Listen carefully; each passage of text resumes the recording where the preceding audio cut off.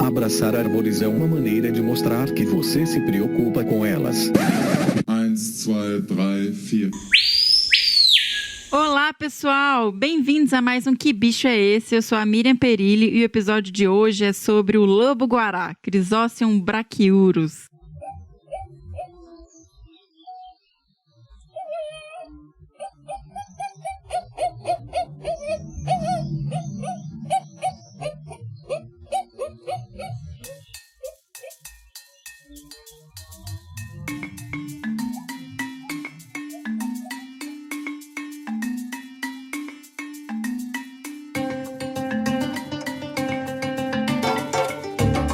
E para falar com a gente sobre esse bicho maravilhoso, incrível, esse cachorro vermelho, um lobo que não é lobo, eu conversei com nosso queridíssimo agente Mulder da conservação, Rogério Cunha de Paula. Mas antes de seguirmos para esse bate-papo, vamos para alguns recadinhos. Lembrando que o Que Bicho é Esse está em um feed separado, então corra lá no seu agregador de podcast favorito e assine para receber atualizações. Aproveita para dar estrelinha, fazer comentários. O Que Bicho é Esse Crianças também está em um feed separado, então assinem lá também. Se você tiver interesse e quiser escutar esse episódio que é feito para crianças pequenas principalmente. Infelizmente, não recebemos e-mails. A vocalização que a gente tocou no episódio passado é de filhotinhos de lobo-guará, que o Rogério compartilhou com a gente. E realmente era uma vocalização mais difícil de identificar, não era a vocalização clássica, assim, do lobo-guará. E lembrando, gente, que a escolha também do lobo-guará não foi aleatória, porque segunda-feira agora, dia 12 de outubro, é o dia do lobo-guará. Dia das crianças também, né? Mas dia do lobo-guará. E por isso a gente quis fazer esse episódio especialíssimo, né? Uma homenagem a esse bicho fantástico e fascinante que é o Chrysocium brachyurus. E quem nos acompanha aí já conhece bastante o Rogério Cunha de Paula, paulistano, biólogo, com mestrado em Ciências Biológicas e doutorado em Ciências Florestais. Ele trabalha atualmente como analista ambiental do ICMBio pelo CENAP, o Centro Nacional de Pesquisa e Conservação de Mamíferos Carnívoros. E ele tem acumulado, gente, 25 anos de pesquisa para a conservação de carnívoros ameaçados, especialmente o lobo-guará e as onças. Pelo CENAP, ele coordena a divisão de planos de ação e planos específicos e é ainda membro do grupo de especialistas em canídeos da IUCN, a União Internacional para a Conservação da Natureza, onde ele coordena o grupo de trabalho para o lobo-guará na América do Sul. Ele se especializou em ecologia espacial e do movimento e em mediação de conflitos dos humanos com a fauna, e com isso tem como grande missão de vida tentar diminuir as ameaças do mundo moderno às espécies e mudar a percepção das pessoas sobre os animais, diminuindo assim a intolerância aos carnívoros e promovendo a coexistência. Que trabalho fabuloso, né, gente? Que missão bonita que o Rogério tem, né? E vamos partir agora então para a nossa conversa sobre o lobo-guará.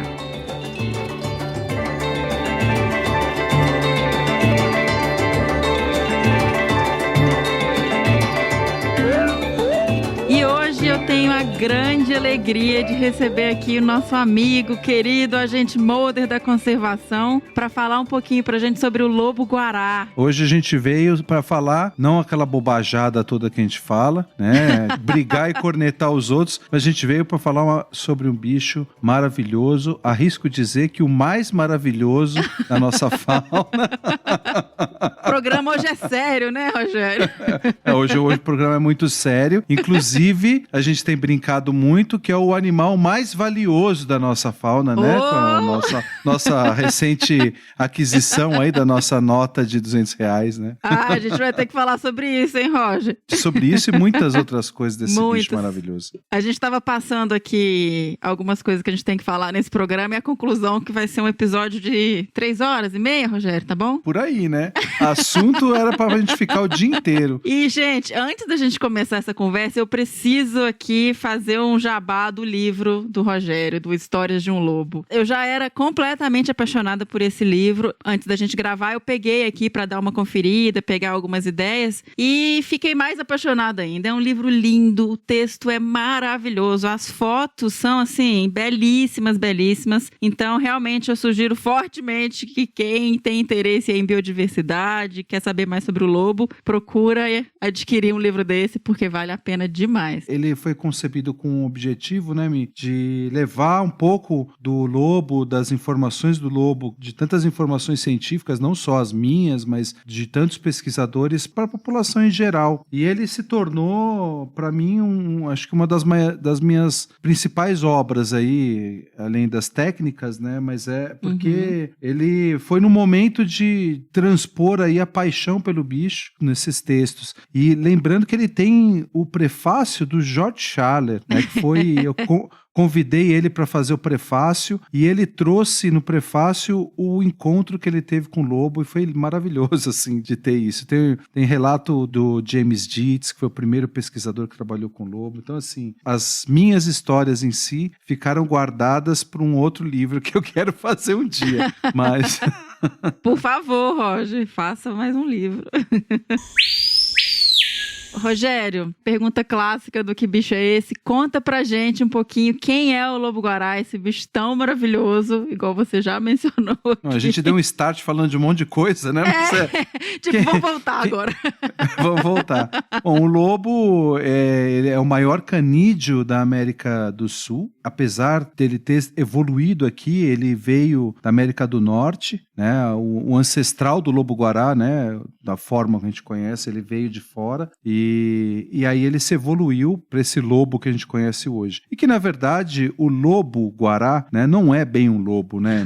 Ele é chamado de lobo porque ele está entre os 6 canídeos do mundo com maior de 25 quilos. Então, são todos lobos, né? Então, você tem o lobo europeu, cinzento, né? Você tem o lobo da Etiópia, você tem lá o lobo mexicano, o lobo ibérico. Então, você tem todos esses lobos e o cachorro selvagem africano, que aí ele recebeu esse nome que causa muito problema para ele, que a gente vai falar mais para frente. Porque a figura lobo, ele traz uma conotação muito negativa, né, em termos psicoemocionais, pelas todas as histórias e problemas, inclusive biológicos, de saúde, que os lobos cinzentos apresentaram, de raiva e tudo, promovendo ataques na Europa, séculos passados, né, e que fizeram com que o lobo se tornasse um grande vilão aí, né. Então, toda essa parte do lobo mau, ele é trazido por lobo-guará por terem enfiado esse nome de lobo. Porque se tivessem chamado ele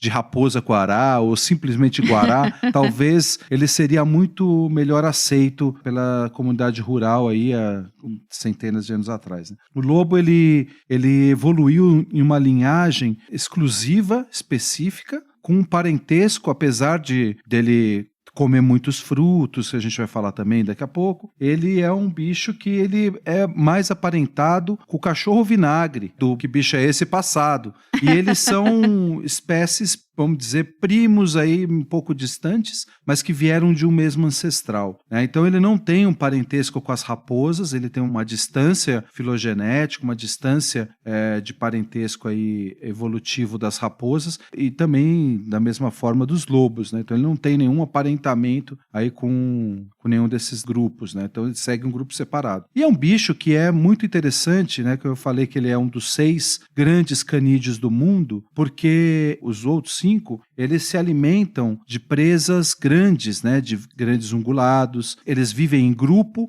e as estratégias em grupo permitem que eles caçem juntos grandes presas e partilham essas grandes presas. E o lobo não. O lobo, ele se alimenta de animais pequenos e dentro dessa estratégia da alimentação, por ser um animal de grande porte, ele precisa comer muito, então. A dieta dele varia entre frutos, itens vegetais e itens animais, né? Então, frutos, insetos, aves, anfíbios, répteis, pequenos mamíferos. Então ela é extremamente diversificada. E essa diversificação confere ao lobo uma plasticidade na ocupação de ambientes e na tolerância a algumas áreas que são modificadas, né? Então ele pode encontrar alguns tipos de comida. Então, assim, a gente sabe em todos os estudos de dieta que a gente tem uma base de um dos frutos principais da dieta dele, que é a lobeira, porque a lobeira está disponível o ano inteiro. E ela é uma fruta que nasce em qualquer lugar, né? Em áreas modificadas e tudo mais. Mas ele não vive só de lobeira. Então ele precisa ter essa dieta extremamente diversificada para obter a energia que ele necessita para circular muito no ambiente dele, para sustentar esse peso que ele tem, massa corpórea e o requerimento energético. Então isso é muito importante, essa diversificação da dieta. E qual que é o peso, assim, para as pessoas terem uma noção do tamanho de um lobo-guará, Rogério? Ele tem um peso médio aí de 25 quilos, o maior lobo que a gente já capturou, isso falando aí de quase 200 animais, né, 200 indivíduos em vários lugares, a gente vê o maior peso de 34 quilos de animal capturado na natureza, né? Mas e nós temos aí de altura animais chegando aí a 85 centímetros de medida de cernelha, que faz com que o lobo seja o animal mais alto entre todos os canídeos, o lobo-guará. O que é medida de cernelha? A medida da base da pata, do pulso dele até a clavícula, tá? Que é o que se mede com um cachorro em exposição e tudo mais, né? E essa altura a gente tem medida aqui de animais na Serra da Canastra, né? O maior lobo que a gente mediu de 90 centímetros de cernelha, mostra que o lobo, isso reflete essa medida de que o lobo é o maior canídeo em termos de altura. Então é maior que o lobo cinzento, maior que os outros lobos do mundo. Então o lobo mais alto, né, assim, na altura do dorso ali, né? Que legal. E isso tem uma explicação, Rogério? Ele ter esse corpo alto, essas pernas longas, assim, é pelo hábitat, por viver no cerrado? Tem algum... As patas, né, a gente vê como uma grande vantagem evolutiva, né?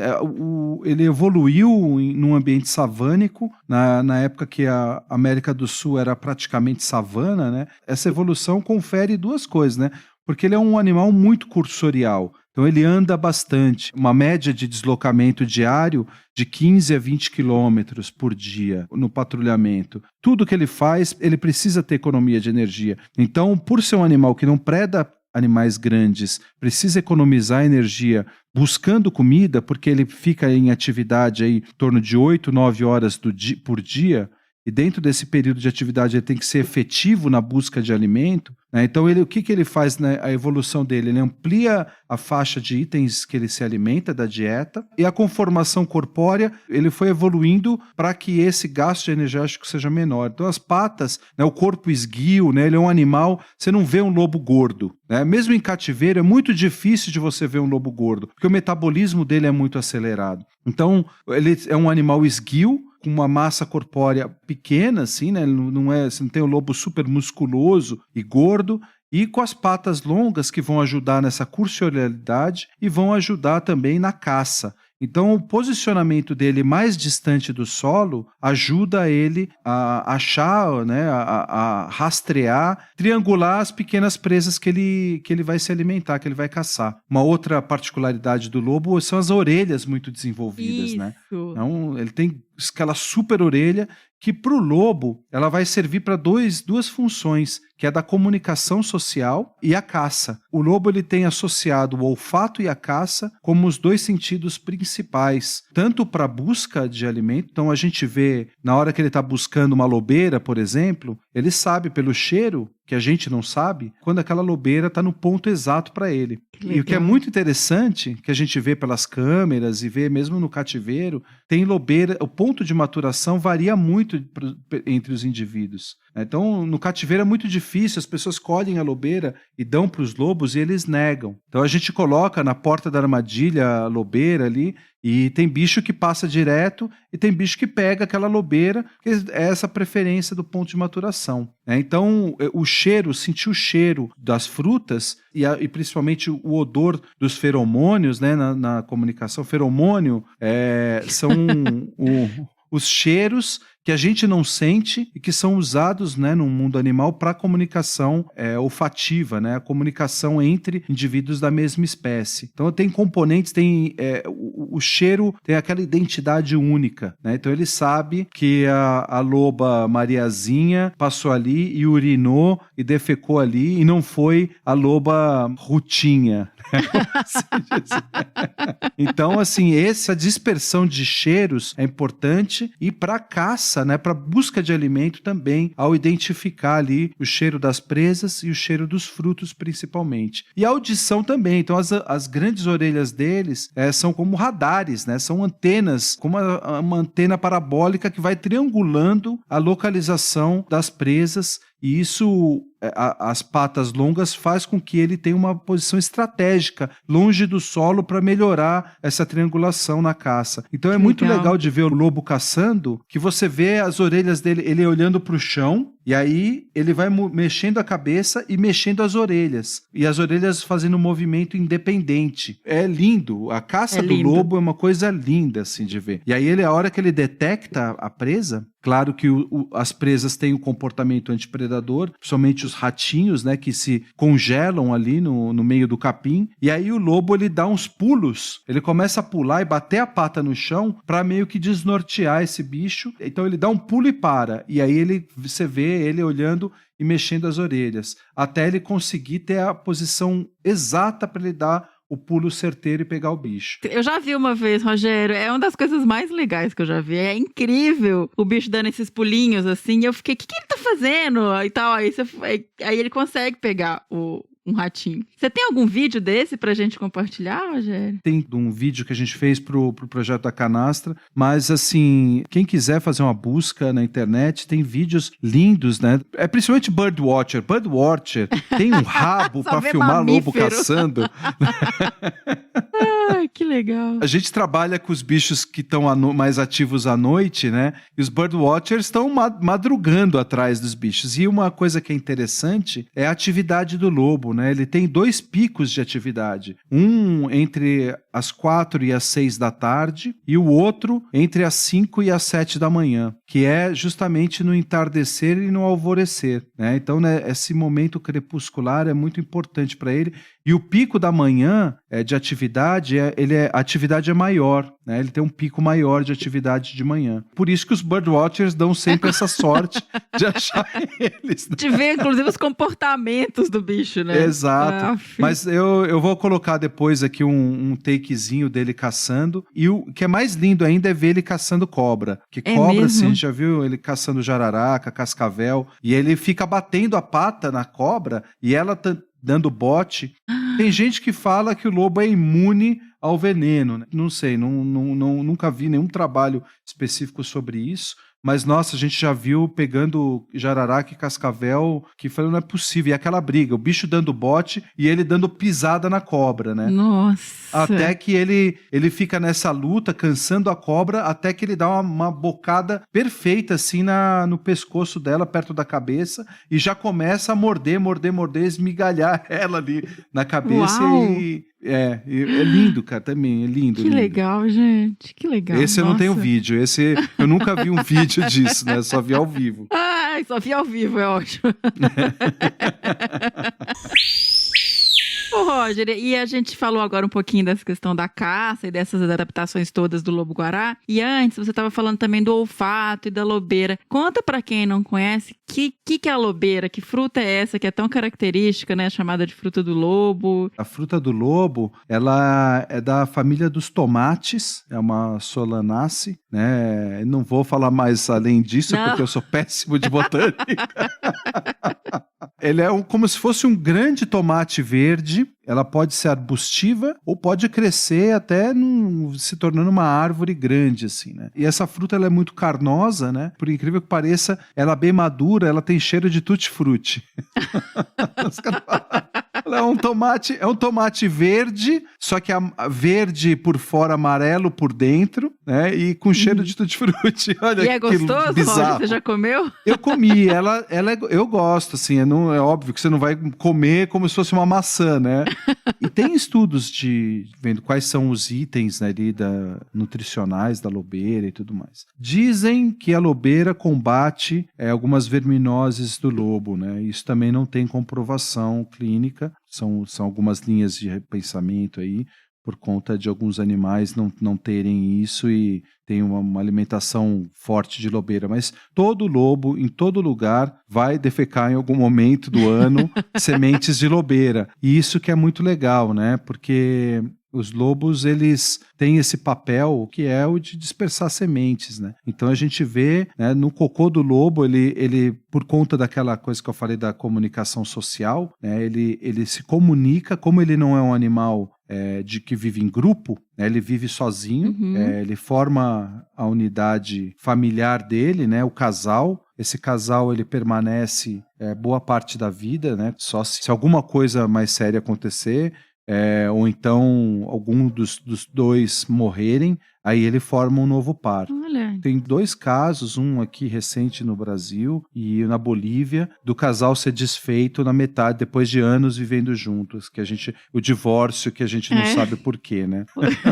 Todos os bichos que a gente monitorou, né? A gente monitorou muitos casais, eles só se separam mesmo depois que a morte os separou, né? Olha só. E aí eles ficam muito tempo para arrumar outro par. Teve uma fêmea agora que o macho morreu em novembro, em março ela estava pareada já e que foi rápido. O defunto nem esfriou, coitado. Uai, ela, né? Bora. Vida que segue, a fila anda, né?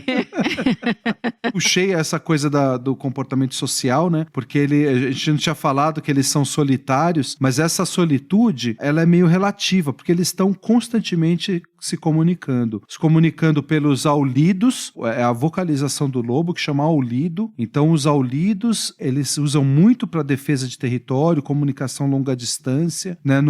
A gente falou do lobo, do que bicho é esse, lá no comecinho do que bicho é esse, né? E a gente focou mais nessa comunicação vocal, né, do lobo. Tem estudos disso, muito legais os estudos, só que o grosso da comunicação é pelos cheiros, né? É pela urina e pelas fezes. E para disseminar esses cheiros, eles defecam em lugares mais altos ou lugares mais abertos. Por isso que a gente vê muita fezes de lobo no meio da estrada, bem no meio, parece que eles medem com a reguinha, no meio da estrada tem lá um cocôzão de lobo e assim, esse cheiro dura aí uns 3 dias, ali que dissemina, você sente de longe, né? E se você vai pertinho, ele mesmo seco, você consegue ainda cheirar um pouco de um cheiro forte. Para nós, imagina para os lobos. Exato. Esse cheiro tem muita informação. Muita informação, assim que a gente, óbvio, não consegue processar, mas o focinho alongado do lobo, né, ele tem um focinho super alongado, ele permite milhares de terminações nervosas aí que processam essas informações bioquímicas que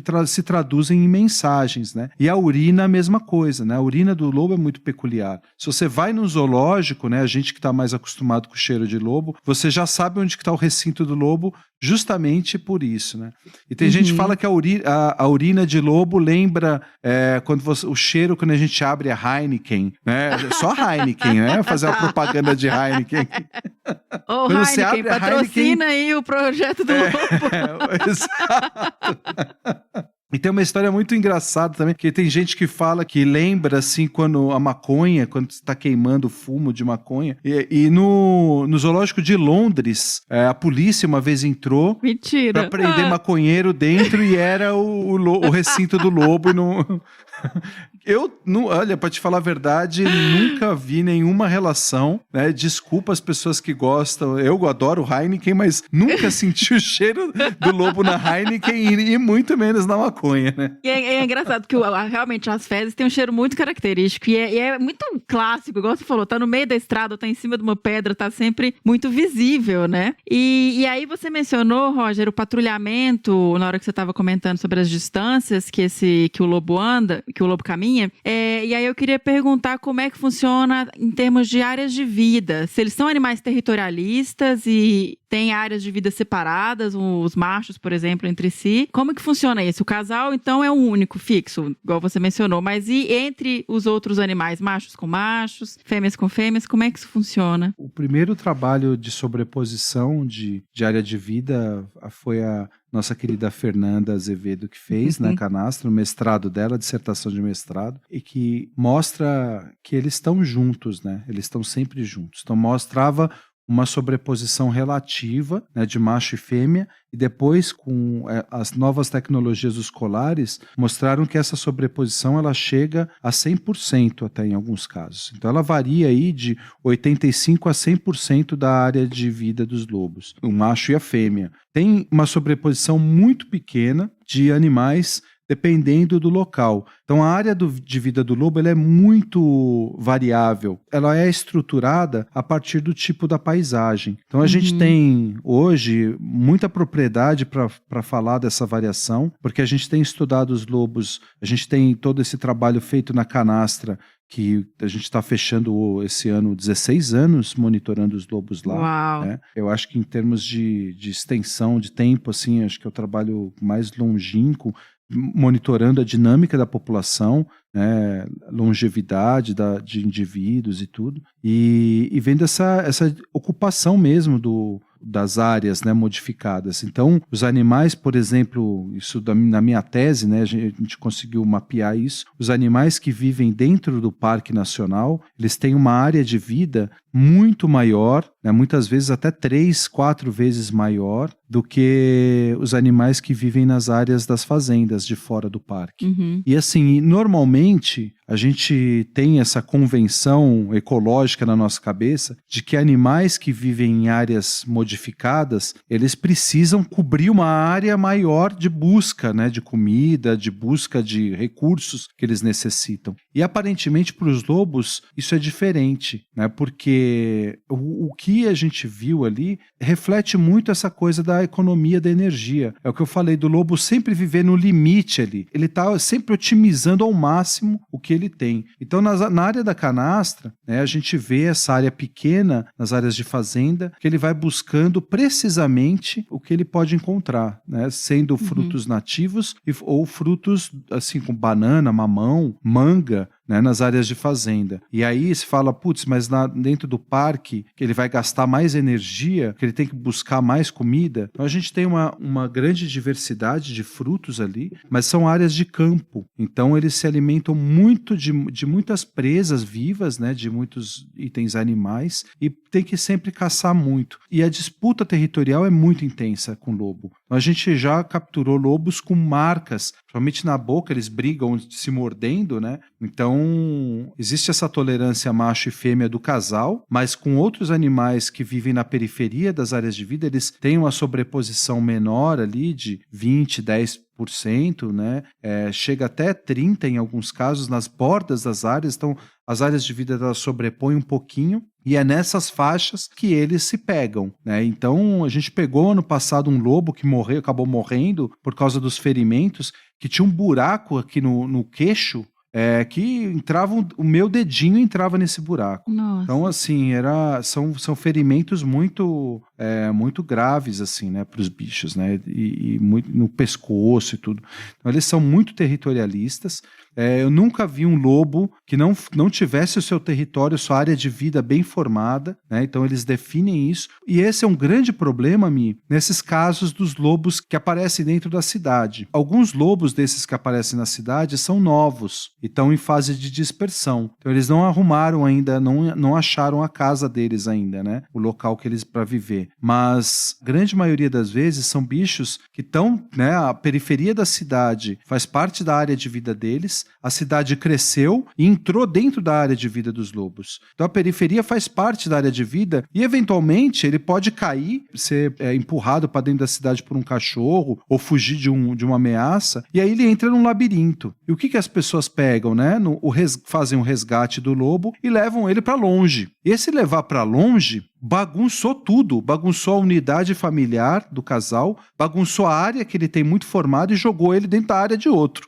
Então, atrapalhou o outro que não tinha nada com a história. Não, né? tem nada com isso. Né? Então, assim, esse bicho, ele tá desgraçado na vida, né? Porque ele caiu na cidade, passou todo esse estresse e jogaram ele num lugar totalmente diferente. Né? Então, assim, é muito crítico. Então, a gente tem tentado trabalhar com o bombeiro, com a polícia, disso, né? Da onde que esse bicho veio? Vamos ver, vamos tentar rastrear da onde que ele veio. Se ele veio do lado leste, se ele foi capturado do lado leste da cidade, vamos jogar jogar ali exatamente na borda da cidade do lado leste, né? Porque a gente já monitorou na Canastra, no interior de São Paulo, animais que estão assim, beirando mesmo a cidade. Eles não entram, mas eles estão passando ali bem na periferia. Então essa questão da territorialidade do lobo é muito intensa. E ele tem uma área grande, vamos pensar num ovo frito, né? Ele tem uma área grande, que é a clara, e a gema, né? Aquela área nuclear, né? O centro da área de vida, que pode ser não o centro exato, mas uma parte é onde ele vai gastar mais o tempo dele. O macho tem o centro dele, tem a gema dele, e a fêmea tem a gema dela, que são diferentes. Às vezes uma partezinha, ele pode ter várias gemas ou pode ter uma só, e às vezes isso se coincide e na maioria das vezes não. É aquela coisa do casal que dorme em casas separadas e vai comer em restaurantes separados, né? É uma boa, né? Só encontra pra namorar mesmo, né? Exatamente, uma vez por ano e tá bom demais, né? E vai se falando, né? Por WhatsApp, né? Pra ver se tá tudo bem. Tá precisando de alguma coisa em casa? Não, tá tudo certo, então tá. Então a gente se vê em março, né? Até lá, né? E, Rogério, e os filhotes? Você falou dos bichos dispersando. Como é que é a reprodução do lobo-guará? Quantos filhotes? Quanto tempo fica com a mãe? E depois aí vai pro mundo correr atrás dessas beiradas de cidade, coitados, porque não tem muita área mais, né? Então... Verdade. A reprodução do lobo, ele tem período reprodutivo no ano, que vai aí de fevereiro, segunda metade de fevereiro até final de março. A gente pode ter alguns indivíduos um pouco fora disso, entrando um pouco em abril, mas é mais raro, né? Entrando mais até meio de abril, e que são reproduções, são cópulas tardias. Mas então ele se junta com a fêmea e passa ali uns 15, 20 dias direto, andando junto.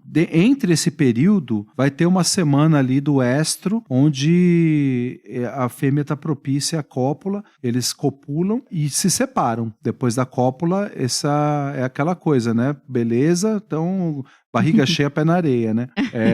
Continuam na mesma área e tudo, mas eles, durante esses 15, 20 dias, eles andam juntos para e passo, assim. Que é bonitinho de ver. E se encontram, dormem juntos e tudo. O período de gestação varia aí de 60 a 65 dias e a fêmea dá à luz até 5 lobos. A gente tem registro de ninhada, tamanho de ninhada máximo de 5 lobos na natureza, né? No cativeiro não sei se tem mais, poderia até ter, né? Pelo número de tetas aí, de mamas, mas nós temos os 5 lobos, que raríssimo de ver uma ninhada grande assim, né? Eu vi uma na Canastra um tempo atrás e pude acompanhar essa ninhada, e os 5 filhotinhos vingaram, e agora recentemente, no norte de Minas, foi registrado também uma ninhada de 5. Agora, essa ninhada de 5 do norte de Minas, muito provavelmente 2 não sobreviveriam, que eram 2 lobos bem menores, né? Que esses bichos foram resgatados, porque a fêmea foi morta, e eles acharam essa ninhada e resgataram com 20 e poucos dias de vida, né? Então, assim, a fêmea, ela fica com a ninhada quase que o tempo todo, durante um mês, e a partir de um mês ela começa a sair e buscar comida fora e passar a introduzir o regurgito, né, os alimentos. Então ela sai para poucas distâncias e volta para a toca, né? A partir de 2 meses, ela já começa a ir para distâncias mais longe e pode até ficar um dia fora da toca. E o pai ajuda sempre a cuidar. Ah, isso que eu ia perguntar. Responsabilidade compartilhada, né? Que legal. Vou defender aqui o papel do pai que eduque, não só tá ali para prover, mas para ajudar a cuidar. Então é bonitinho de ver que ele não fica na toca, mas ele fica perto da toca. Poucos metros da toca, assim, né? Então, durante esse primeiro mês, ele pouco se distancia também. Então, ele vai e volta, ele roda, circula mais que a fêmea, mais longe, mas sempre tá junto. E sempre retorna, e na ausência da fêmea, aí ele tá mais perto ainda. Então, isso é muito legal. Inclusive, nesse caso aí dessa fêmea que morreu, essa fêmea estava sendo monitorada, o pessoal que estava acompanhando só achou ela morta 3 dias depois, que viram que ela estava 3 dias com mortalidade. Então ela ficou 3 dias fora da toca. E os filhotinhos com 20 dias não têm nenhuma condição de sobreviver, tão frágeis assim. Então a gente acredita que o macho, que não era monitorado, né? O macho, nesse período, ele regurgitou, né? Porque quando os filhotinhos foram recolhidos, foram resgatados, eles defecaram, alguns defecaram. Então, assim, em 3 dias ele não tinha condição de segurar as fezes ali por tanto tempo, né? Então quer dizer que eles se alimentaram, eles foram alimentados nesse período. Que incrível, né? Que é uma isso, coisa Rogério. que a gente não tinha informação, né? Porque nesse primeiro mês é só leite, né? Então é difícil, a gente não tem indício da fêmea regurgitar, mas pode ser que já então aconteça essa regurgitação, essa introdução à comida mais sólida, né?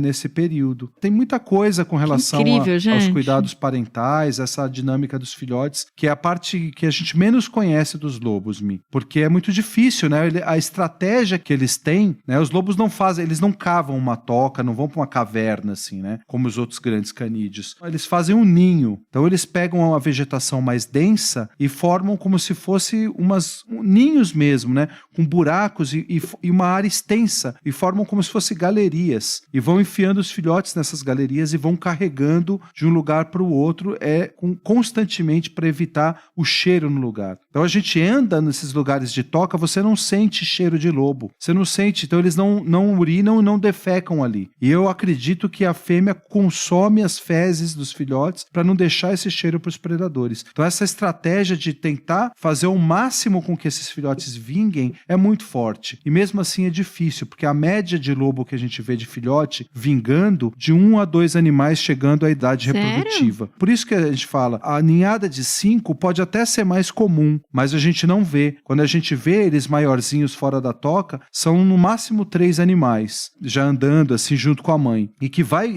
atingir a idade reprodutiva no máximo 2, geralmente 1. Então a taxa de reposição de lobo na natureza, né, é muito pequena. E por que, Rogério? É por predação, por morte, sei lá, doença, alguma coisa? O que acontece? Vocês têm alguma explicação? Não sei. Pode ser por predação, pode ser justamente porque os bichos estão no ambiente dividindo áreas com animais domésticos. Então a gente tem lobos com titulação de baixa a alta para parvovirose, por exemplo, que gera uma deficiência aí imunológica grande, né? Então ele está mais sensível nesse momento e acaba sendo fatal ali para os filhotes, né?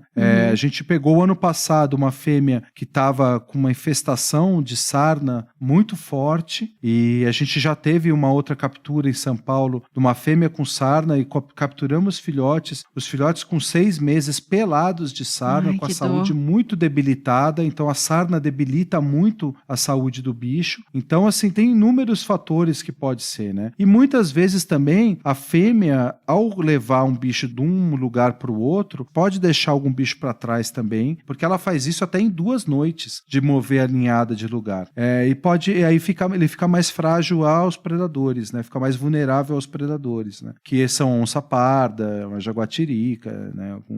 Um gavião, né? Alguma coisa assim. Então, as estratégias, mesmo elas sendo super cuidadosas com os filhotes, eu acho que não difícil, né? E a parte nutricional também é essa coisa do gasto energético, né? Então, a parte nutricional acho que pega um pouco também. É o que eu falei, Mi, assim, é uma parte que falta muita informação. E como a gente que está acompanhando os bichos há muito tempo, a gente não quer dar um passo além, vamos entender melhor isso. Porque como as fêmeas são muito sensíveis com os filhotes, você corre o risco dela abandonar, porque a prioridade é ela se salvar. Ela larga os filhotes para trás. Então, assim, a gente não quer que ela abandone a toca. Então, a gente é muito cuidadoso. Esse ano, a gente estava com 2 fêmeas com toca e a gente só foi no lugar a hora que ela saiu, né? Que ela saiu, assim, que ela moveu a toca de lugar para a gente ver de novo a toca, tentar colher fezes e tudo mais. Então, e acompanhando os bichos com armadilha fotográfica, né? Então, a gente sempre deixa, assim, esses 3 primeiros meses, o bicho quietinho lá e vamos acompanhando a distância pelo monitoramento com a coleira, né? E, Rogério, qual a importância ecológica do lobo-guará, né? Você falou a questão da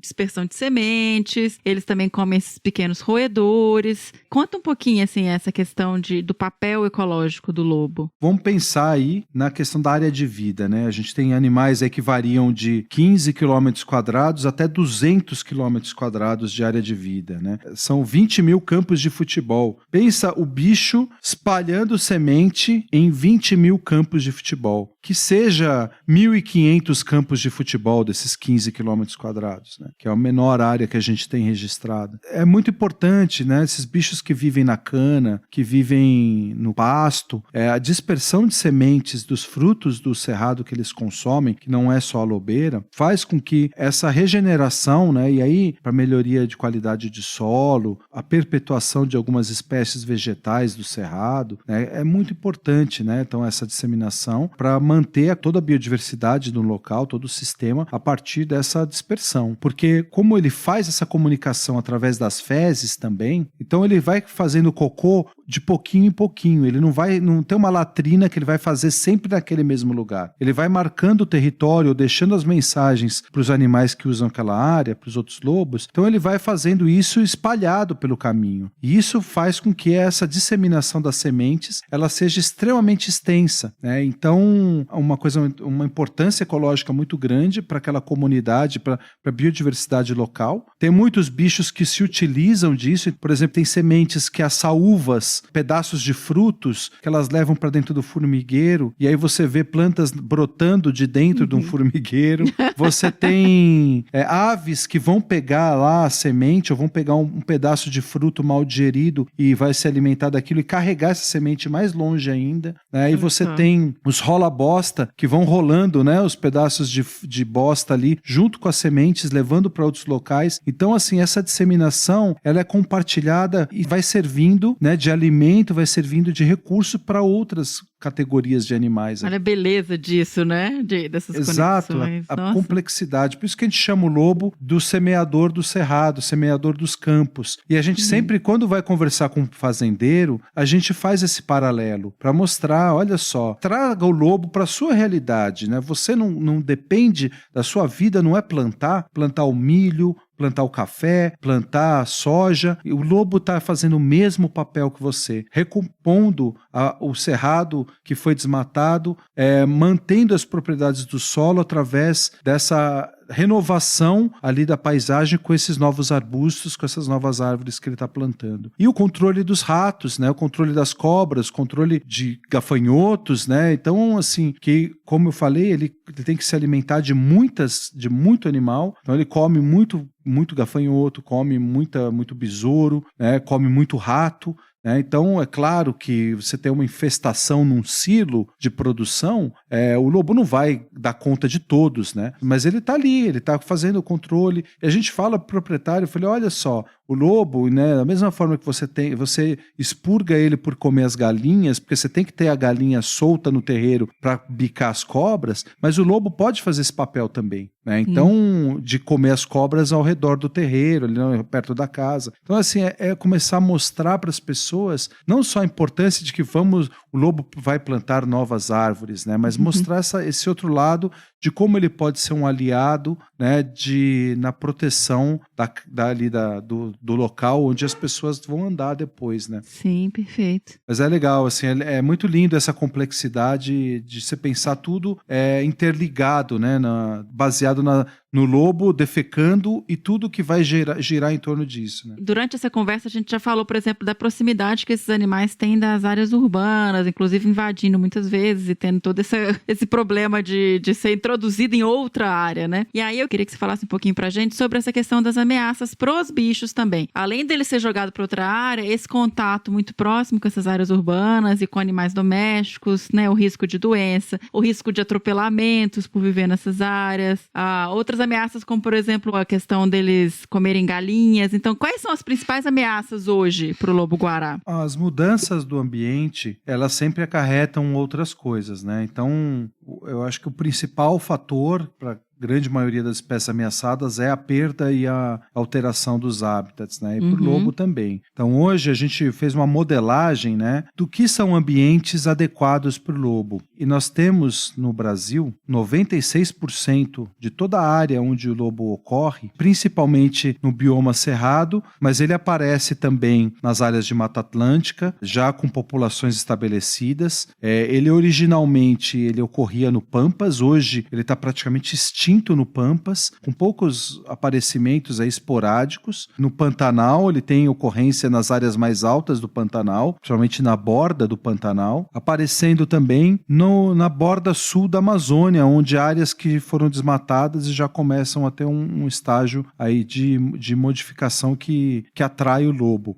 Mas a gente não vê populações estabelecidas nessa região amazônica. Ô Roger, desculpa te interromper, só para eu entender. Antes da gente voltar para essas ameaças, quando você fala que a gente já tem populações estabelecidas na Mata Atlântica, nas áreas mesmo de floresta, isso é uma dúvida que eu tenho, porque a gente sempre escutou, os bichos têm plasticidade, eles estão entrando para a Mata Atlântica, mas pelo que eu entendo, eles estão entrando para áreas antropizadas e modificadas da Mata Atlântica, certo? Exatamente. Então, na Mata Atlântica, a gente tem um histórico de desmatamento da Mata Atlântica muito antigo, né? E aí, aquela forte onda de renovação da Mata Atlântica, de recomposição, de restauração. Então, muitas áreas, elas estão no meio do caminho, então elas não são floresta, né? Lembrando que os lobos são animais típicos de áreas savânicas. Ele não é um animal florestal. O lobo não usa floresta. Apesar de que, apareceu um lobo lá em Paraty, né? O que o lobo foi fazer lá? Que a floresta bate no oceano ali, né? Então, apareceu um lobo em Carlos Botelho, né? Que é floresta e não tem campo por perto, né? Então, é floresta preservada, né? Floresta atlântica preservada. Apareceu um lobo dentro do Parque Nacional de Iguaçu. Falei, mas você fala que o lobo não usa floresta, né? Então são indivíduos que estão ali de passagem, que acabaram perdendo o rumo. Isso que eu ia falar, tão perdido. Mas a floresta, se a gente olha o monitoramento dos animais, a grande maioria das áreas de reserva legal são matas, eles contornam a mata, eles não usam a mata. Então as florestas, elas são como se fossem barreiras para os lobos, né? Então são hábitats que não são de grande adequabilidade para a ocorrência deles, mas as bordas da floresta podem ser usadas para obtenção de alimento. Então eles não vão floresta dentro, mas eles ficam perambulando ali na borda, né? Então qualquer área de pasto, qualquer área de cana que tenha aquela matinha é importante para o bicho, porque ela fornece as presas e o bicho ele usa ali a borda, né? Agora o eucalipto, que é uma floresta mais espaçada, né? Essas áreas de eucalipto, de pinos, já é diferente, que elas são utilizadas, porque ela não tem o subbosque muito formado. Então o problema para o lobo que a gente vê assim é essa floresta mais fechada, né? A mata fechada. Aí quando a gente fala de Mata Atlântica, a sua pergunta, realmente os bichos eles estão em áreas que foram desmatadas e já tem um estágio de regeneração, né? De restauração um pouco melhor, mas são aquelas capoeiras, né? Não são a floresta. Mas a gente tem áreas no alto da Mantiqueira, por exemplo, que são campos. Então a gente tem ali no norte, ali nessa região da Mantiqueira, que tem o cerrado vindo, numa parte do cerrado vindo, né, de Minas, encontrando com as áreas de floresta de São Paulo, que tem essa mistura de ambientes, esses ecótonos, né, e que são ambientes propícios para o lobo. Tanto é que nessa avaliação de áreas adequadas, essa região da Mantiqueira é uma das áreas mais adequadas que nós temos no Brasil para os lobos-guarás. Então, é uma coisa interessante, né? E as populações formadas vêm daí, né? Os bichos, eles vieram no primeiro momento do desmatamento, utilizando as pastagens, utilizando as áreas que não eram legais, mas elas começaram a se tornar e aí foram se estabelecendo, né? Então hoje, apesar do bicho ter evoluído no cerrado e ser uma espécie típica, né, de ambientes savânicos e campestres, essas outras áreas mais abertas, elas são ocupadas e na Mata Atlântica elas já são permanentes da área de distribuição. Agora, quando a gente fala de hábitats adequados, né, e a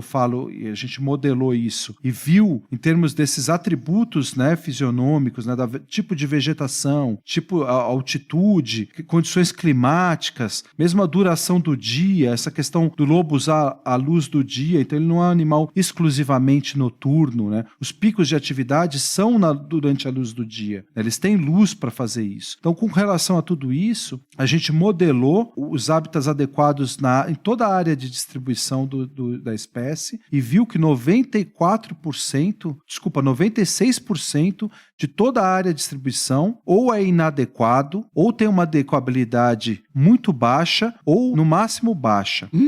96%? 96%. Caramba! Então, assim, o que é a área, pelo menos medianamente adequada para o lobo, configura aí entre áreas boas e médias, 4% só de toda a área de distribuição. Isso não quer dizer que o lobo não esteja nesses 96%. Quando você fala, nossa, então a espécie está num trisco para se extinguir. Não é isso. O que eu quero dizer é que nesses 96%, o bicho ele está além do limite tolerável dele, de todas aquelas necessidades e importâncias. Tudo isso faz com que essas ameaças que a gente vai falar agora sejam mais severas. Então, por exemplo, na Serra da Canastra, a gente fez um trabalho de avaliação hormonal no cortisol, que é o hormônio que reflete o estresse, né? Pra gente também, a gente usa o cortisol de parâmetro. Os lobos que vivem, né, nas áreas de fazenda tinham cortisol 4 vezes maior, os níveis de cortisol, do que os animais que vivem dentro do parque. E isso afeta a reprodução,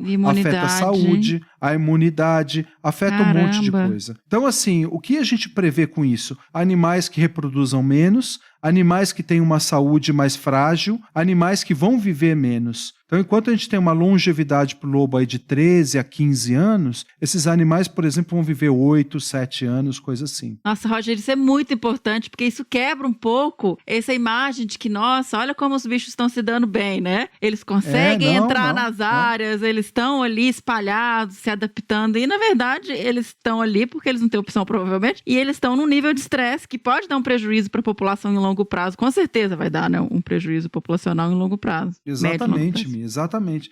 É o que a gente fala. Eu brigo muito quando eu ouço falar, o lobo é adaptado à cidade, o lobo é adaptado à zona rural, tá tranquilo. A adaptação, cara, é um processo evolutivo muito longo. Sim. Pode ser que daqui a 500 anos ele esteja adaptado a tudo isso, né? Mas hoje, com tudo, quando a gente vê esse reflexo de viver nessas áreas que são inapropriadas, sob todas essas ameaças, dentro desse parâmetro de saúde, de reprodução, de baixa reprodutiva, entre 5 animais paridos, um vai chegar à idade reprodutiva, um vai contribuir para a conservação, é 1/5 da prole dele, isso dizendo se ele reproduzir todo ano, né? Então é muito delicado isso. Então, assim, ele é tolerante às modificações. Agora, adaptado ele não é. Se fosse adaptado, seria como o cachorro do mato, que da prole lá de 6, os 6 vigariam. Ele teria uma saúde muito mais robusta às doenças, muito mais resistente à sarna, resistente à sinomose, resistente à parvovirose, né? Então, tudo isso a gente não sabe mensurar ainda, mas é muito sério. Mas voltando às ameaças, então a gente tem essa modificação do hábitat como o principal gatilho para os outros problemas, porque com o hábitat modificado, ele vai ter um contato maior com o ser humano. E o contato maior com o ser humano pode gerar conflitos, porque as galinhas estão disponíveis, Sim. Ele vai comer galinha. O lobo não come bezerro, não come ovelha nem nada, mas ele vai comer as galinhas, né? Entra em conflito. O lobo é o lobo, né? Não é o guará, ele é o lobo. E o lobo, né, em termos psicoemocionais, está presente no quintal da casa, gera um alerta. Então tem pessoas que matam simplesmente por ele estar lá. Né? E tem as questões mais antigas das crendices populares, que a gente não vai nem entrar nesse ponto agora, mas com relação às ameaças, estando em contato com o ser humano, tem os cachorros, e os cachorros passam muita coisa, que agora, né, nos últimos anos, que a gente começou a ter mais informação, a investir mais recurso em buscar qual é o impacto da saúde pobre dos animais domésticos na saúde do lobo, né? Porque os animais na zona rural, somente cachorro e gato, são muito mal cuidados, né? Na grande maioria dos casos. Então, assim, a transmissão de doenças, né, como a sinomose, a parvovirose, né, ou algumas outras que os lobos não têm anticorpos para defender, aparentemente, pode vir a ser um grande problema, né? A sarna sarcóptica que vem dos animais domésticos, que ficam no ambiente, o carrapato que pica um bicho que ali morde um bicho doméstico com doença, passa para frente isso, né, como hospedeiro. Babésia. Exatamente. Erlíquia, babésia. E aí a gente tem esse mundo de doenças que os bichos estão convivendo junto ali, né? E eu acredito que essa questão das doenças ele vai se adaptar ao longo do tempo, porque isso já vai fazendo parte, ele vai desenvolvendo. Por isso a gente não vacina os lobos, né? A única intervenção que a gente faz é com a sarna, porque a sarna ela debilita muito rápido e a gente pode perder o bicho ali em poucos meses, né, em função de uma sensibilização por causa da sarna, né? Então a gente tem medicado os lobos para sarna. A outra questão é os atropelamentos, porque num ambiente modificado, o bicho precisa circular mais. E hoje a gente tem estrada para todo lugar. A estrada pavimentada, rodovia e estrada de terra, que são problemas também e que a gente não tem essa quantificação como tem outros, né? São esses quatro pontos principais, a mudança de hábitat impondo essas mudanças na vida, né, do lobo, o estresse e tudo, o contato com o ser humano gerando conflitos, os cachorros transmitindo doenças, os animais domésticos transmitindo doença e a questão dos atropelamentos são os 4 vetores de ameaça para o lobo-guará. Acho que agora a gente podia conversar um pouquinho sobre essas crendices e todas essas lendas e superstições que existem em torno do lobo. Quando eu trabalhei no Pantanal, a gente escutava muito uma lenda horrorosa, que é essa de que o olho do lobo é boa para conquistar mulheres. E no seu livro também vocês mencionam a questão do olho do poder, né? Como é que é essa história, Rogério? Isso ainda existe? Pelo amor de Deus, fala que não. Porque é de uma crueldade, assim... Ainda existe, não assim, observado em tanto lugar como antigamente. Mas, assim, em Minas, Goiás, agora você falou do Mato Grosso do Sul, né? Isso era... A gente vê isso se repetir. Interior de São Paulo, um pouco menos, né? Mais no norte. Mas eu acabei mapeando, né? Todos os lugares que a gente foi conversando. Eu tô na estrada aí com o lobo tem 24 anos. E eu gosto muito de conversar com o pessoal no interior, né? Quando eu ia atender casos de predação, eu sempre botava o lobo no meio para buscar informações sobre as outras espécies, né? Então eu fui colhendo essas informações das relações com o lobo também, em todo o interior aí de São Paulo, de Minas, de Goiás, dos outros lugares também, Tocantins. E essa questão do olho, ela para mim é a mais chocante, porque a gente tem variações das crendices, tipo o pelo do lobo botar embaixo da sela, entre a pelega ali e a sela, para evitar que a pessoa tenha dor nas costas depois de passar o dia inteiro cavalgando. Tem o dente do lobo de fazer um colar para evitar doenças pulmonares. Tinha gente que fazia chá de cocô de lobo para tuberculose, né? Deixar o cocô em suspensão de um dia para o outro, aí de manhã beber aquela água cagada. Heineken. Olha aí como surgiu a Heineken. A Heineken do mato. Olha só, a gente descobriu agora os mestres cervejeiros anciões. Exato. Heineken Roots. Não, né? Heineken Raiz, Mas, então, assim, várias coisas que variam muito, né? Então, em São Paulo tinha mais esse negócio de usar um fragmento de pele para tal coisa. Só que o olho, ele sempre se repetiu e para mim era a coisa mais chocante. E aí eu conversei com um cara que ele era o cara que fornecia o olho, ele vendia o olho, né? Que era lá na canastra. Mas pode? Não tem que ser a pessoa que tem que pegar pro negócio funcionar? Tem as variações, né? Lá é esse cara que fornecia pro pessoal, mas, assim, tem 2 pontos que eu já ouvi muito também, que era, o cara tem que pegar e o lobo não pode morrer. Isso que é o cruel demais. Senão inverte a coisa, né? Então, em vez daquilo ser uma coisa positiva, ele vai ser arruinado ou desgraçado pro resto da vida. E aí, o que os caras faziam? Eles pegavam o bicho, capturavam, deixavam ali com carne de sol, carne salgada, linguiça, o bicho preso uns 3 dias, comendo carne, só carne, salgada. E aí, no 2º, 3º dia, botava ali pro bicho beber um pote, uma cuia de cachaça para tontear o lobo. A hora que ele tonteava, os caras pegavam o bicho, amarrava a boca, amarrava a perna, tudo, apeava ele e cavocava o olho com uma faca, né? Cavocava ali o globo ocular, arrancava o globo ocular, depois cauterizava, ele tinha o coisa de cauterizar, porque esses cuidados era pro bicho não morrer. Ele não podia morrer. E aí soltava o bicho caolho. E, cara, é assim, e essa crueldade, quando eu perguntei pra esse cara, eu falei, mas você não sentia mal de fazer isso? Nada, imagina, não sei o que o importante era ter o olho, né? Porque o olho, né, é aquela coisa o lobo tem isso, né? Em todas essas culturas populares, tradicionais, ele tem essa coisa de que o olhar do lobo, o lobo tem uma magia no olhar. Então, como as galinhas dormem empoleiradas no alto da árvore, só do lobo olhar e ele hipnotizar as galinhas caíam da árvore, né? Quando o cara ia caçar o lobo e atirar no lobo, o lobo não podia olhar no olho do caçador, que ele não acertava o tiro de jeito nenhum, né? E acho que no livro tem uma história que a gente conta de um caso desse, né? Do cara não conseguir acertar o tiro no lobo porque ele ficava olhando. E o que é gozado é que o lobo é muito tímido e é muito difícil dele olhar no seu olho. Ele desvia o olhar. Você olha fixo no lobo, ele desvia o olhar. São poucos os lobos que te olham no olho. O primeiro lobo que eu vi na natureza, esse lobo, eu encontrei ele, estava andando numa trilha no Parque das Emas, e aí, do nada, saiu esse lobo do mato, assim, do campo, e parou no meio da estrada e me olhou no olho, né? E aí, cara, assim, sabe aquela coisa de cruzar os olhares, sim, coraçãozinho? Deu um momento assim, magia. E foi magia. Então eu falo, cara, que esse negócio da magia que as pessoas falam é porque a hora que é penetrante o olhar, a hora que o lobo olha de fato no seu olho, é bem penetrante. Isso é uma coisa meio mística mesmo, né?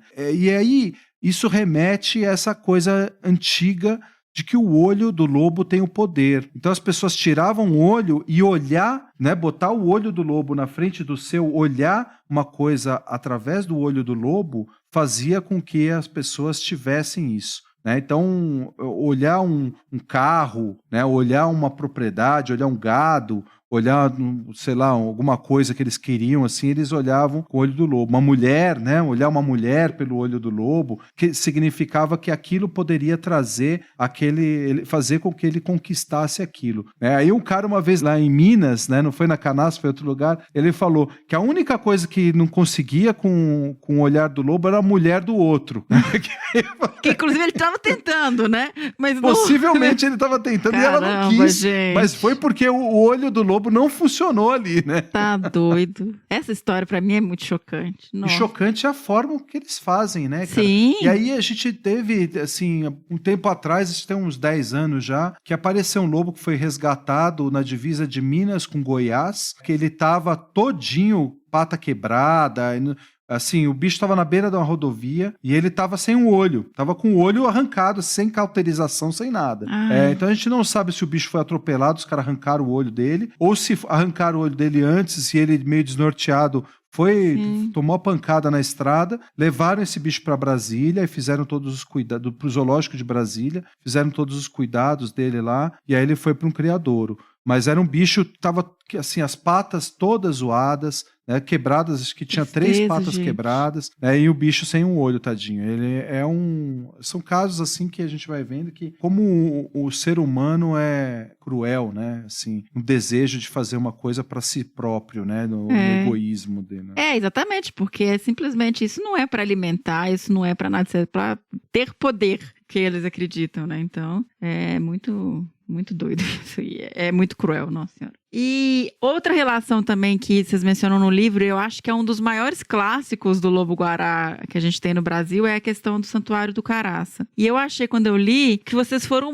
você, né, que foi muito sensato e muito cuidadoso para falar sobre esse tema no livro, né, da questão dos padres e do respeito que os padres têm com o que eles chamam, né, o irmão lobo e tal. Que por mais que seja uma atitude condenável em termos ecológicos ou sei lá, existia um propósito ali e uma parte de afeição deles pelos animais e de educação. Divide isso um pouquinho com a gente, essa questão dos lobos do santuário. Olha, Mia, eu falo que, assim, ao longo da minha carreira, da minha história, eu me transformei muito, né? E essa história do Caraça foi uma das que eu me transformei, porque a gente tinha um padre lá, que era o padre que foi o grande incentivador da alimentação dos lobos no passado, um dos pioneiros lá nesse trabalho. Eu brigava com ele, assim, direto.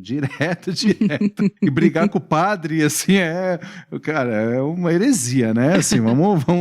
Eles são franciscanos, assim, não?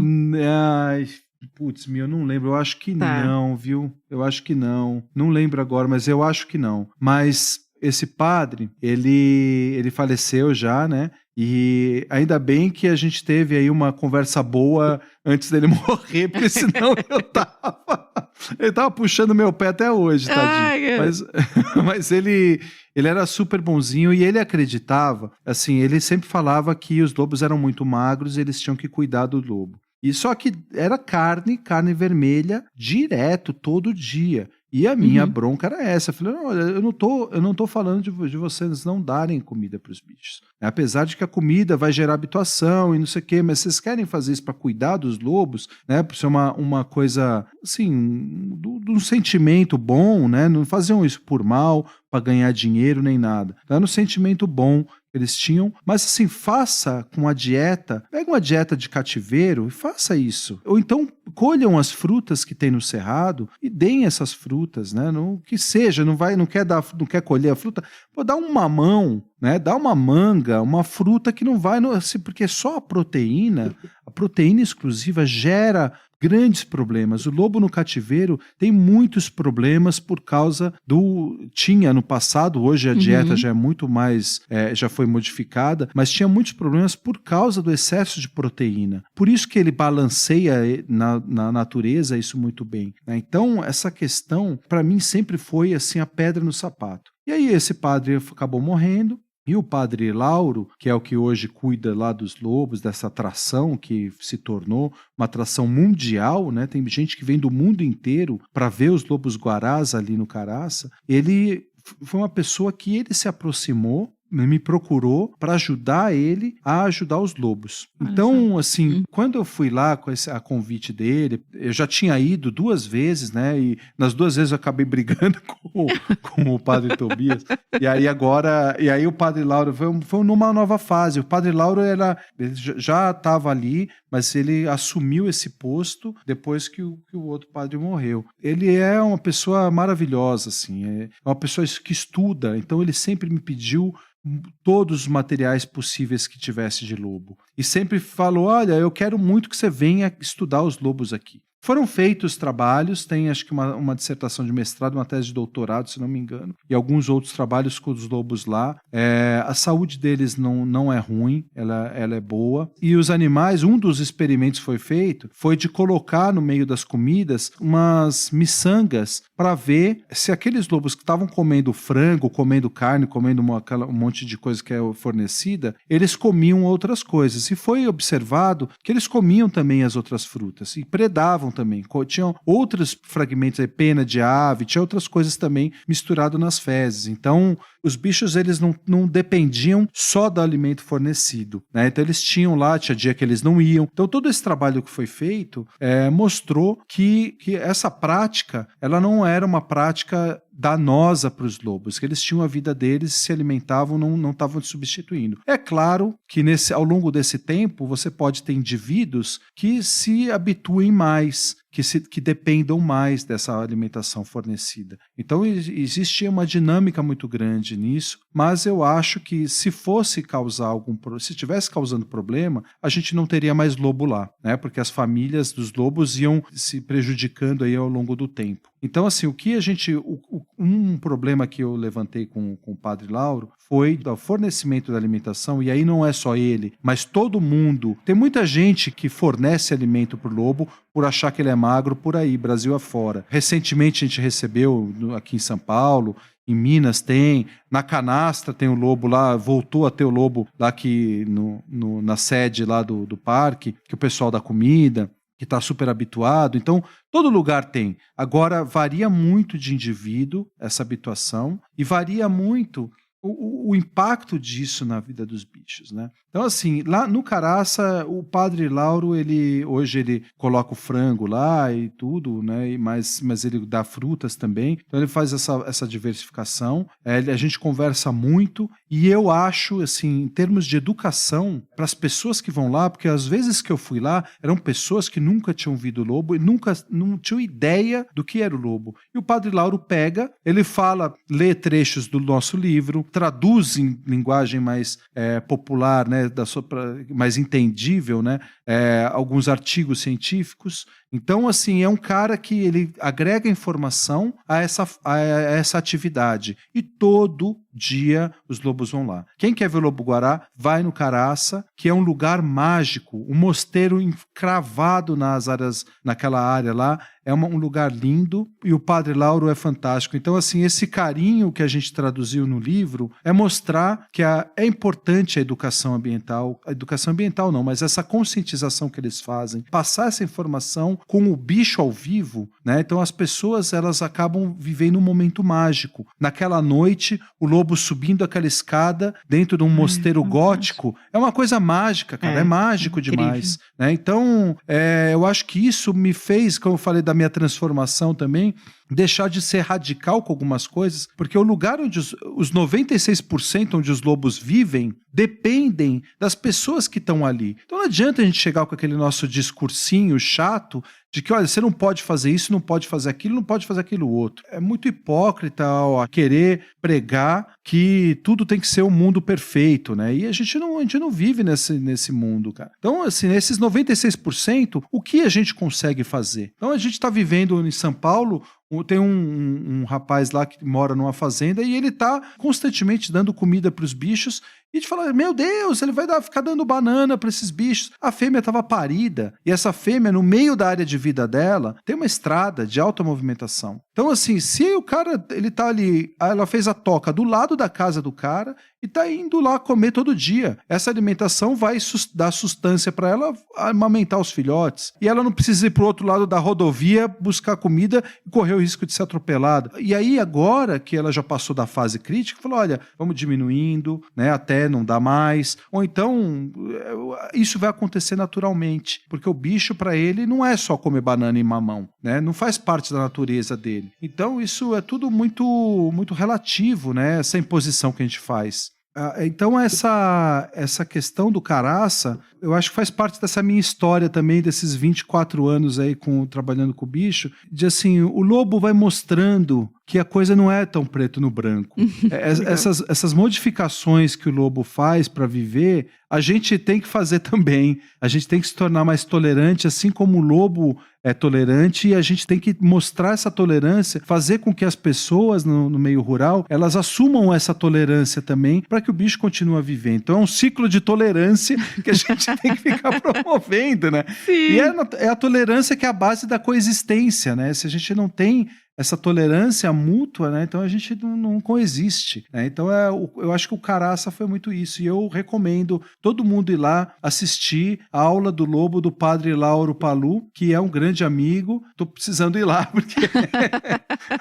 Ai, que e legal, ele conta, assim, é muito bonitinho ele contando que o momento mais especial da vida dele foi quando ele estava rezando a missa lá, e o lobo entrou dentro da igreja, assim. Uau. E ele falou que foi assim, que é por isso que eles falam o irmão lobo, né? Puxando São Francisco, foi aniversário de São Francisco agora, dia 4 passado, que é um grande defensor do lobo, que a gente traz a história de São Francisco e o lobo também no livro, né? E é uma história muito bonita, quem quiser, compra o livro.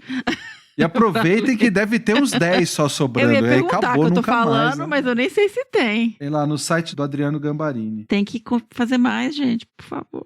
E, bom, Rogério, você tem aí, então, 20 anos de experiência com o lobo, 16 anos de projeto, né? Assim, uma dedicação impressionante, uma paixão que dá para perceber conversando com você pelo bicho. E o que tem sido feito em termos de conservação, assim, pro lobo-guará? Por exemplo, a gente tem um plano de ação nacional.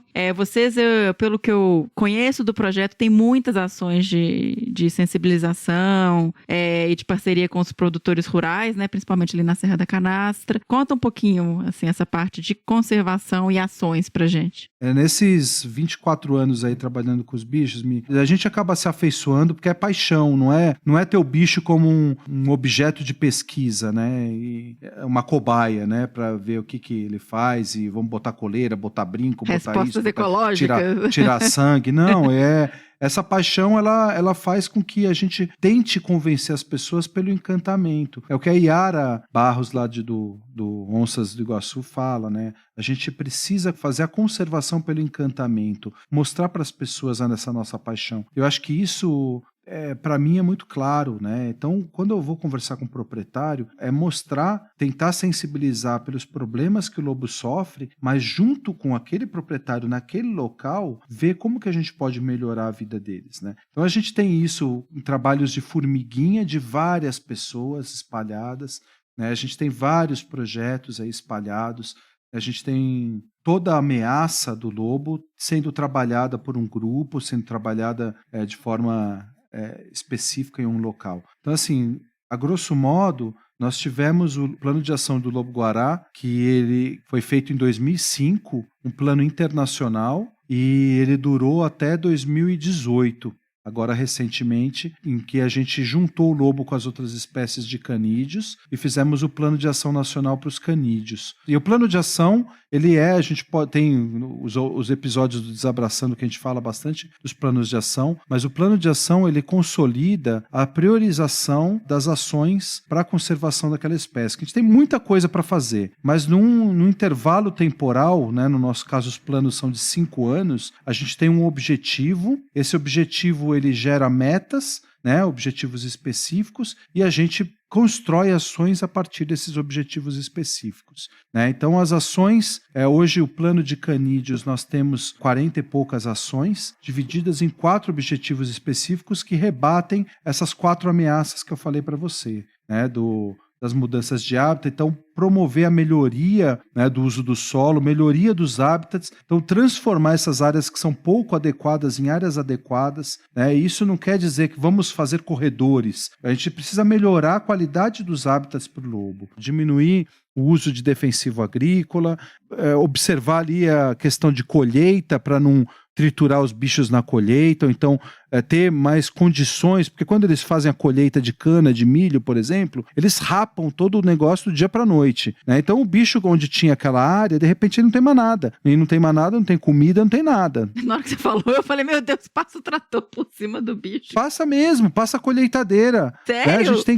A gente tem casos, porque os lobos, eles levam os filhotes, porque a cana alta, o milho alto, ele tem comida ali dentro e tem conforto térmico e proteção. Você já tentou andar dentro do milharal, dentro do canavial? Você não consegue andar. Não. Né? A gente já foi atrás de bicho dentro dessas áreas, né? Quando você tem uma cana alta, um milho alto, você não consegue andar ali. Né? Então, assim, para predador, né? O cheiro, né? Ele protege de temperatura, de chuva, de tempo, de vento. Então, assim, os bichos que estão nessas áreas, eles usam isso para proteção, usam para alimentação. E então, a gente tem casos, o ano passado, essa fêmea que a gente está monitorando agora com o filhote, ela passou 2 meses dentro do canavial. E os caras estavam para cortar a cana, Mirinha. E aí a gente desesperou. Falei, putz, ela tá lá com os filhotes. Aí fomos no proprietário, que ele arrenda para a empresa da cana, que planta cana. E falou, seu Nassib, pelo amor de Deus, né? A fêmea tá lá, mostramos pontos, mostramos foto dela e não sei o quê. Olha aqui a foto dela com a teta cheia, ela tá com os filhotes dentro do canavial. Falou, pode deixar, nós vamos fazer a colheita em todos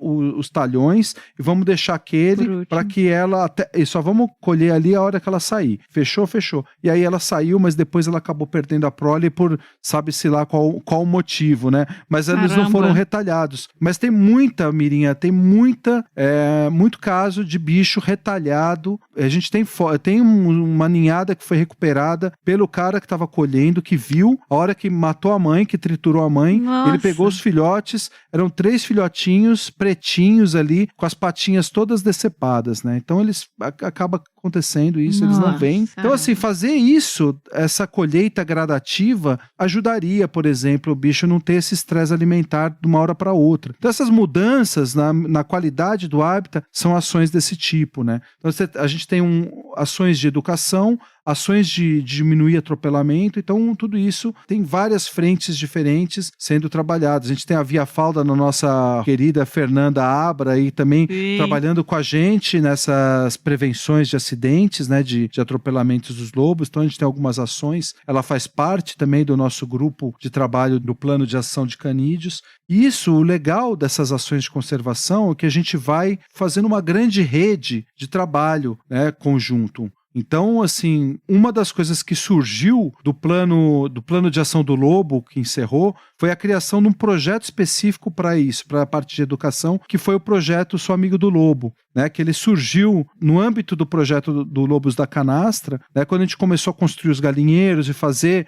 os galinheiros, eles não ajudaram os lobos por si só, foi associando trabalhos de educação com as crianças, com a população rural, com os proprietários, né, de conscientização. O Histórias de um Lobo está associado a isso também. Então, essa transformação, a gente começou a dar um selo ali de cada proprietário era um amigo do lobo, cada criança era um amigo do lobo, né? E isso, depois, no plano de ação, ele evoluiu para um projeto que expandiu para vários lugares. E hoje a gente tem ele sendo usado em vários zoológicos, em vários lugares. E os trabalhos de educação são muito importantes. A gente tem o Parque Vida Cerrado, lá no oeste da Bahia, que tem animais em cativeiro ali no criador conservacionista, e eles têm grupos de escola, a comunidade ali de Luiz Eduardo Magalhães, que visita o parque para conhecer o lobo e transformar essa percepção do lobo mau num lobo que é legal. Então tem uma lobinha lá, que é a Mel, que é super boazinha, e você pode passar a mão nela e tudo, ela vai na tela e chora e tudo mais. Estive lá recentemente e nosso trabalho que eles fazem é sensacional. E então, assim, essas iniciativas de educação, elas se replicam e é o que a gente precisa de construir essa base de educação, né? E trabalhar essas outras frentes também, de melhoria dos hábitats, diminuição de atropelamento, avaliar as doenças. No momento que você trabalha a conscientização do produtor rural, você bota o cachorro junto. Vamos ver a saúde do seu cachorro. Como é que tá? Porque a saúde do seu cachorro, ela pode ser ruim para a sua saúde, dos seus filhos e a saúde dos lobos, né? Do seu gado e tudo mais. Então, é uma coisa complexa, está tudo interligado, né, Mirinha? Sim, exatamente. Inclusive, quando a gente, né, todos esses processos e formas de se manejar e de se melhorar a conservação dessas espécies, tem a história da lobinha, né, Rogério? Que é um processo novo agora de reabilitação. Conta pra gente isso. Eu acho que ela para mim, foi uma das maiores lições também de como a gente não pode ter a prepotência de achar que a gente pode mudar o mundo. Assim, a gente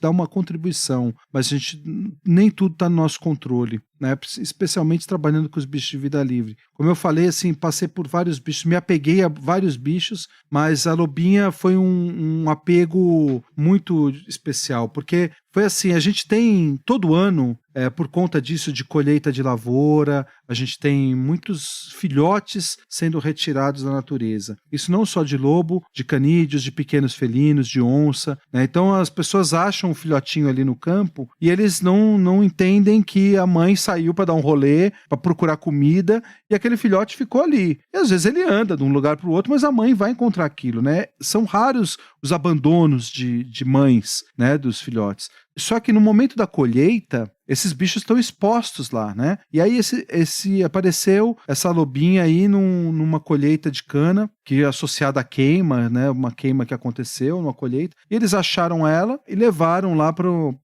Jabuticabal, e aí veio para aí, a gente falou, olha, vamos tentar, eu e o Pedro Teles, né, que era professor da Unifran na época, o veterinário Pedro Teles, a gente resolvemos que a gente ia tentar mudar essa história dos filhotes serem resgatados e por aprenderem com os pais, né, com a mãe, a caçar, achar comida, eles são fadados ao cativeiro. Né? Então eles não tem como retornar, simplesmente pega o filhote, cresceu o lobo e devolve. Eles não sabem, eles comem comida preparada ali e não sabem caçar, não sabem buscar comida nem nada. E a gente falou, olha, vamos ser os pais dela, né? Vamos ensinar ela, vamos tentar, num projeto de pesquisa, construir um protocolo, desde o recebimento do filhote, a reabilitação, a preparação desse bicho para soltura.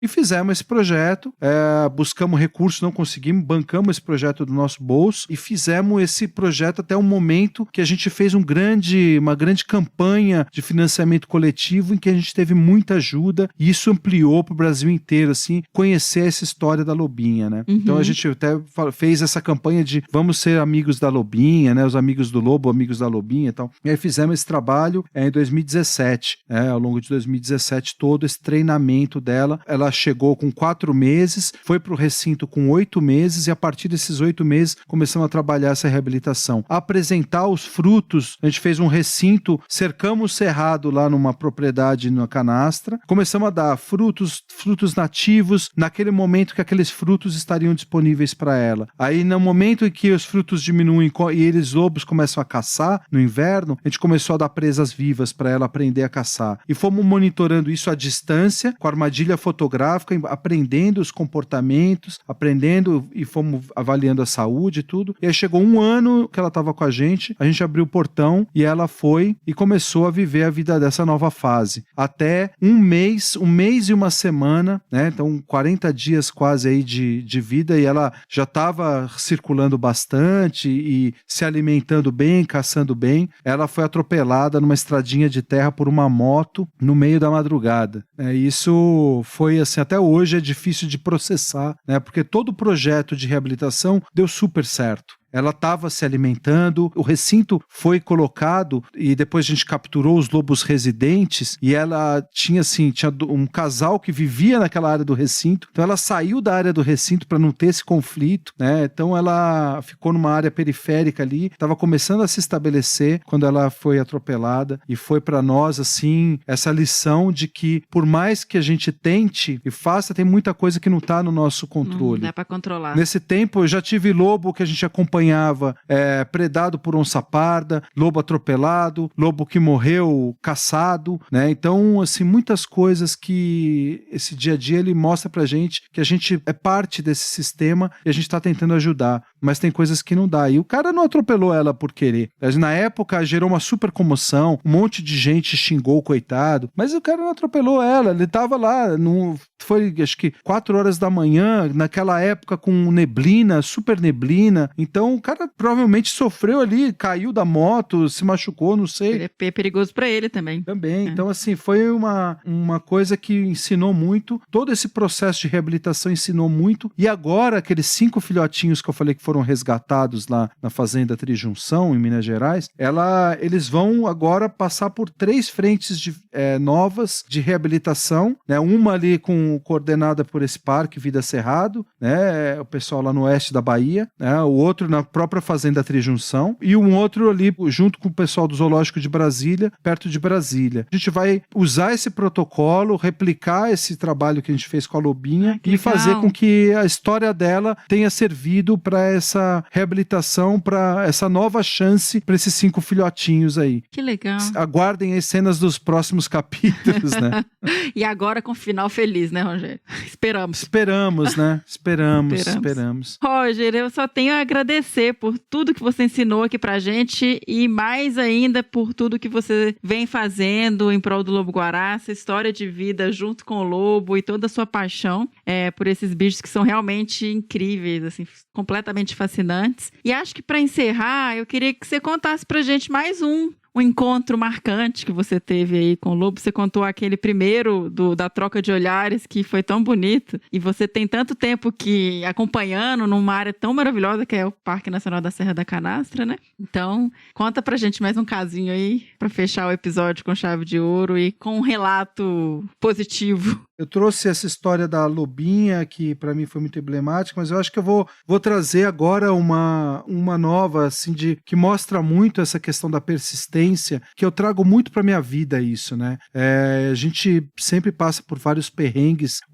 Atualmente a gente está vivendo essa coisa a gente ver fogo e cada incêndio que a gente vê, agora a Serra do Cipó queimando, a Canastra tá queimando também, sem contar o Pantanal, que já tá aí quase 2 meses queimando, né? E milhões de hectares queimados. Eu fecho o olho e penso no lobo, porque o lobo para mim é o símbolo da persistência. Então eu acho que eu queria contar a história da Pimenta, que é essa loba aí que a gente capturou ano passado, foi em julho do ano passado, a gente capturou ela a primeira vez, ela tava praticamente pelada de sarna, um bicho super debilitado, saúde ruim e com as tetas cheias de leite amamentando, e a gente falou, putz, cara, olha, sabe quando você olha e fala, pô, esse filhote filhotes devem estar super cheios de sarna, e aí a gente colocou a coleira para monitorar ela, demos o remédio para melhorar a sarna dela, e aí começamos a ver a área de vida. Ela era a fêmea do Rivo, que era um dos lobos mais tranquilos que a gente já monitorou, que é um bicho que ficava super de boa na captura, e a gente abria a armadilha depois da captura, ele saía desfilando, posava pra foto.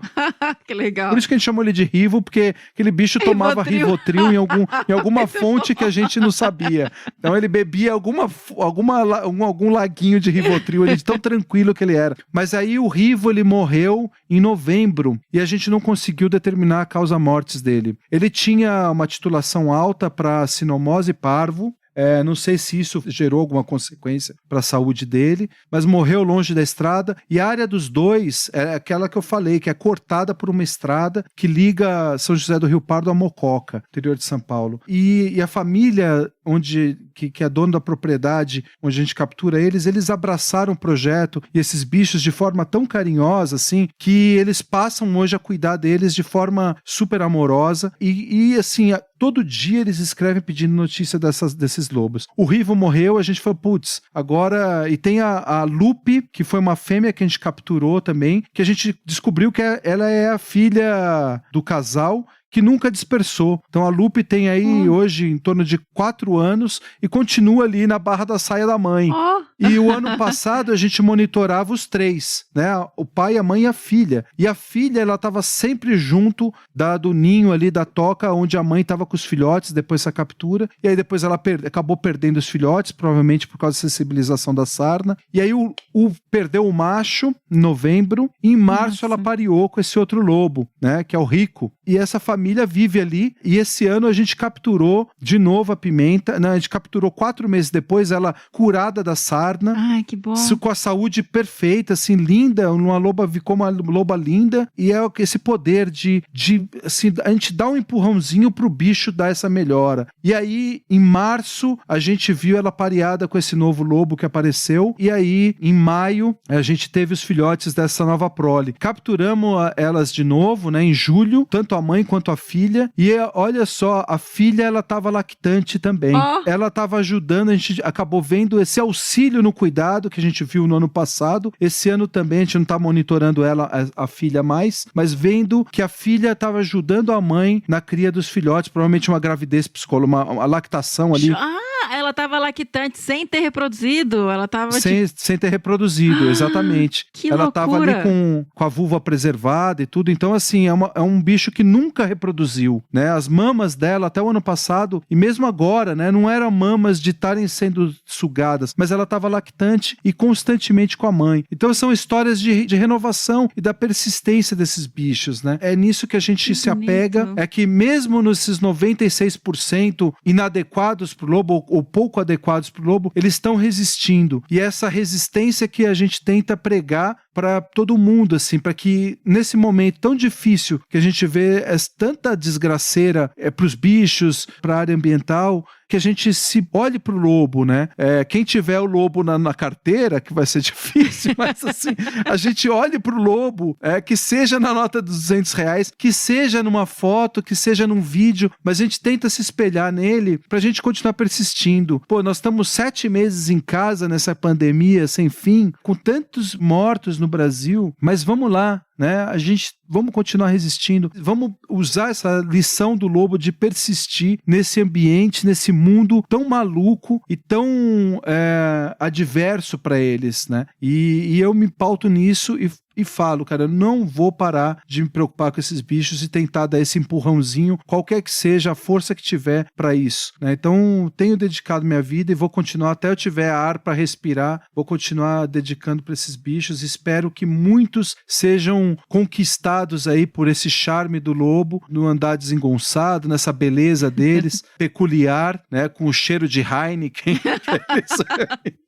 Mas vamos continuar a ajudar eles na forma possível com o que a gente tem na mão. Bom, eu tô emocionada aqui, eu não vou falar mais nada, sua fala final já disse tudo. Eu só tenho que agradecer mesmo. Muitíssimo, muitíssimo obrigada. Esse agradecimento, ele vai para todos que trabalharam assim, ao longo desse tempo batalhando para isso. Todo mundo, né, nas equipes que a gente trabalha, a gente vai enraizando, vai agregando mais pessoas, né? Então esse pessoal do Vida Cerrado, Parque Vida Cerrado que a gente está trabalhando, né? O pessoal do On Safari que está trabalhando lá na Trijunção, né? Bom, o Instituto Procarnívoros, ele carrega esses projetos todos, né? Junto com a gente no Senap, o pessoal no Pantanal. Então a gente tem o projeto Lobos do Rio Preto ali, que é lá em Minas, que também no Parque Estadual do Rio Preto vai tentando mudar observar essa saúde, mudar isso. São tantas pessoas, o Padre Lauro lá, que é um exército de um homem só, lá no Caraça, né? Então tantas pessoas que hoje cuidam dos lobos, cada um no seu lugar, tentando fazer o melhor por esses bichos, Mirinha. Então eu acho que a minha mensagem é de agradecimento a tanta gente que vem nessa estrada junto, esse pessoal que nunca entendeu de lobo, da Fazenda Belo Monte, ali no São José do Rio Pardo, em outras tantas fazendas que estão de parceiros com os lobos, né? E mostrando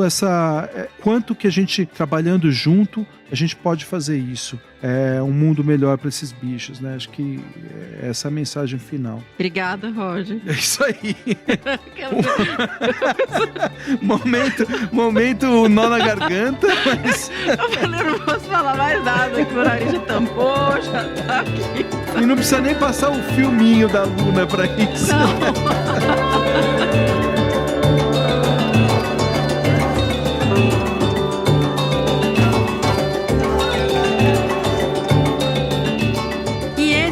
Que bicho é esse sobre o lobo-guará, Crisóceum brachiurus? Que conversa maravilhosa! Eu gostei muitíssimo desse episódio. Realmente terminei extremamente emocionada com a fala do Rogério e espero que vocês também tenham gostado bastante.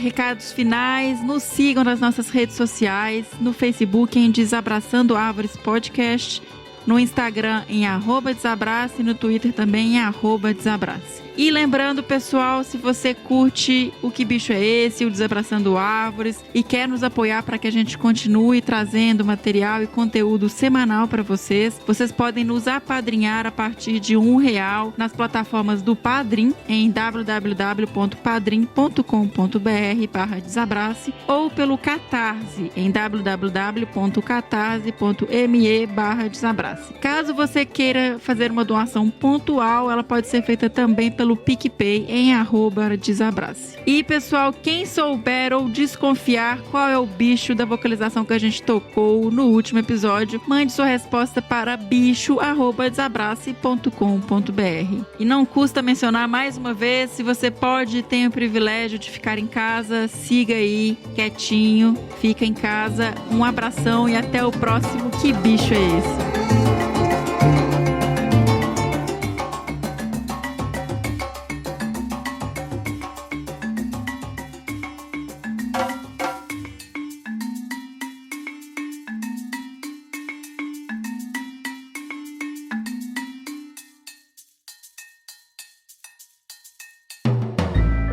Mais um produto com a edição Senhor A.